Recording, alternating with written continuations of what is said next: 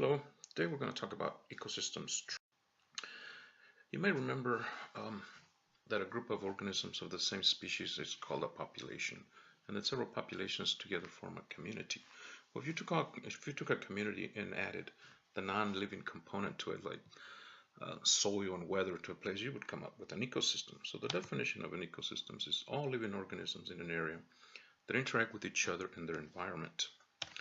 A more specific definition would be it's a natural functional ecological unit, including all living organisms and the non-living components of the environment that interact to form a stable system. Based on these definitions, can you think of an example of an ecosystem? Have you seen one? Do you know what it looks like if you saw one? Some examples of ecosystems are lakes and ponds, for example. These are aquatic systems. One's relatively small, one's relatively large, but they're very similar. We can talk about systems with forests, for example, with trees, so large areas of trees are called forests with all the other components associated with them, like animals. Grasslands have no trees, but they have other kinds of plants that are present there, and of course other kinds of organisms as well. And there's many others which we can go on along, but you can think, if you ever walked around a forest or a grassland, what kind of things you might have seen there as far as animals and conditions and situations occurring there as we go along. So ecosystem, the definition or term could be divided into two things: ecological units and the characteristics of a system. So an ecological units are basically pieces of the earth where energy and fat and matter flow between the different levels of the organisms. And it also has the characteristics of a system, which could be the same thing in engineering, for example. According to Webster, a system is a regularly interacting or interdependent group of items forming a unified whole. So an ecosystem is not only a piece, a landscape of the earth, but it's also how the different elements found there interact with each other to form something that has characteristics that are different from all the parts alone. Ecosystem components, basically, as the definition suggests, are things that are living and things that are non-living. So biotic factors are living parts, the abiotic factors are non-living. Biotic and abiotic factors interact with each other via nutrient cycles and energy. So we can look at each independent variable or factors present in the system separately. However, for an ecosystem to be such and be a system per se, it must have interacting parts. So for example, we know that climate and soil can influence the types of plants present in an area. We know that different weather conditions can influence the types of animals that are able to live there. We know that plants, because many animals eat plants, can influence the type of animals present. And even microorganisms can influence the type of soil conditions that you will find in an area. So when you have all these different elements in an area, plus the interactions between them, that is what forms an ecosystem. So all the connections between the different elements is this emergent property of the system that makes it an ecosystem.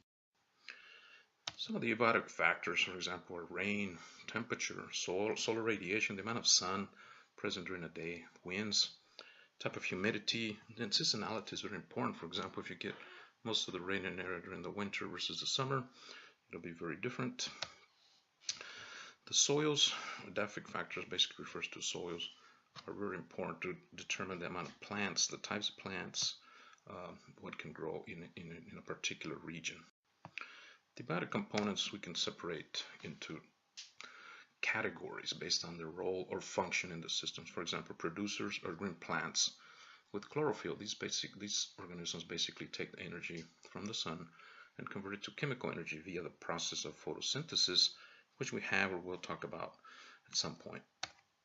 Consumers are animals that cannot synthesize their own food, so they must obtain energy from producers. And decomposers are basically microorganisms for the most part. They break down organic material to organic and inorganic molecules. Basically, they decompose producers and consumers and reintegrate all those elements back into the system. Consumers we can classify based on what they eat into primary consumers, or basically are animals that feed on plants. We call these herbivores.